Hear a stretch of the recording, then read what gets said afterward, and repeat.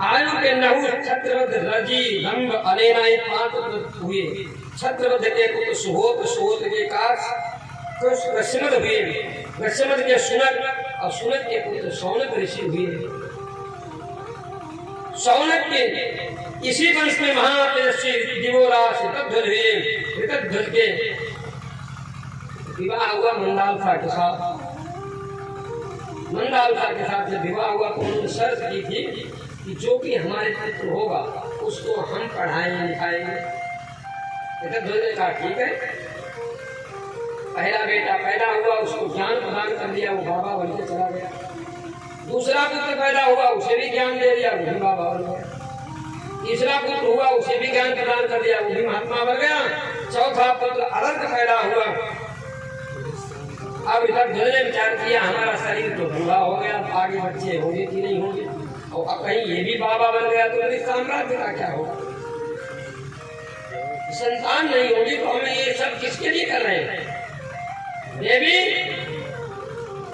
अब तुम चाहे रहो घर में चाहे चली जाए, और ये पुत्र को हम तुम्हें पढ़ाने नहीं देंगे। क्यों?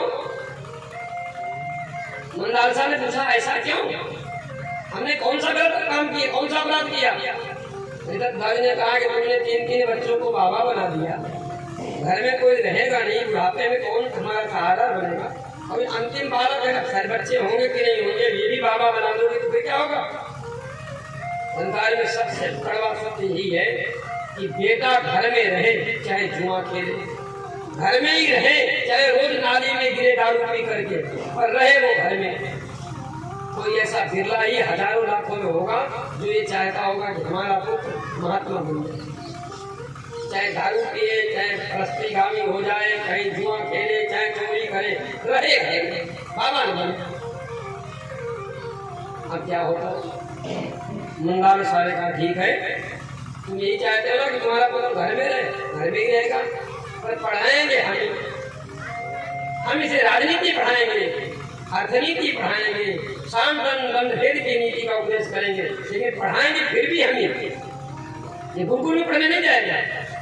मार्कंडेय पुराण में आता है राम राम परम पर था समीहितं बंधु सुपूरे था हितं परस्मै हृदि चिंतये मन परस्मै स्वीकृतये था सदा अनुरायुधि चिंतयेता तद्ध्यानकर्ता षडरिञ्जयेता माया प्रबोधेन निवारयेता नित्यतामेव विचिन्तयेता।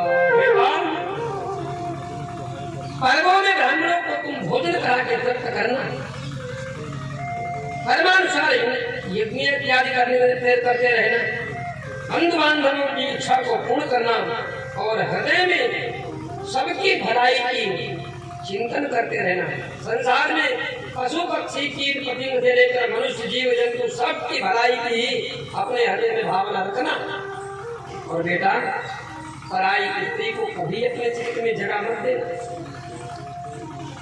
संसार में मन में सदा भगवान का चिंतन करना और भगवान का ध्यान करते हुए पंच कर्मेंद्रिया, पंच ज्ञानेंद्रिया, मन बुद्धि चित्त अहंकार यानी इन इंद्रियों के जो विषय है काम क्रोध लोभ मोह दंभ द्वेष ईर्ष्या पाखंड मद मत्सर, इन सब पर विजय प्राप्त करने के लिए सतत प्रयत्न करना और मुरारी का स्मरण करते रहना, भगवान का चिंतन करते रहना।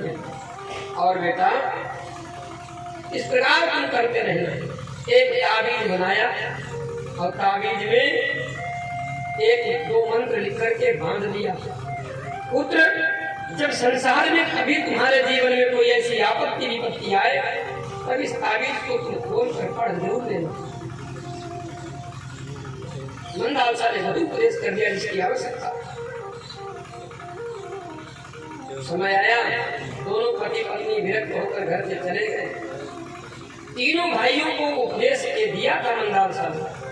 मार्ग में जाते हुए जब अपने पुत्रों को देखा वो परमगति में संत हो गए, भ्रमण कर रहे हैं ईश्वर का भजन करते हुए, लेकिन मेरा एक पुत्र बंधन में है, वो कैसे मुक्त होगा?